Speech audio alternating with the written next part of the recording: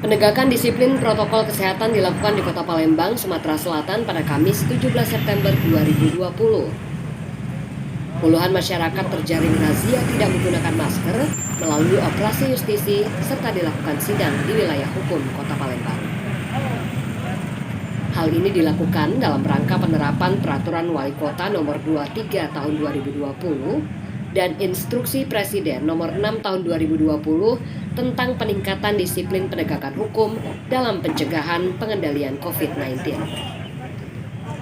Sekretaris Daerah Kota Palembang Ratu Dewa menyampaikan, bagi warga yang tidak memakai masker akan dikenakan sanksi teguran sosial dan denda. Membersihkan, menyapu, atau dia terkena sanksi pidana antara 100 sampai 500 ribu tergantung pengadilan terkirim yang memutuskan. Maka hari ini sudah mulai berlanjut dan terus ini akan kita perketat lagi beberapa hari ke depan. Karena kita sudah 1 minggu yang lalu melalui baliho, melalui spanduk, juga melibatkan teman-teman media sosial, media massa, cetak dan elektronik, semua sudah kita sebar. Mungkin itu juga bahan masukan kita agar sosialisasi lebih disebarluaskan lagi.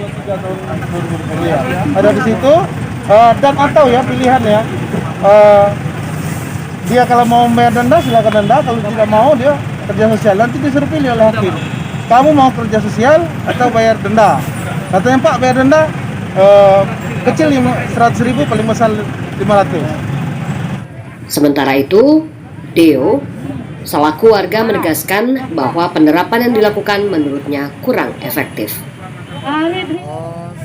Kayaknya kurang efektif sih kalau sanksi-sanksi kayak ini, juga percuma. Masyarakat itu kan butuh tuh nyari duit kayak itu.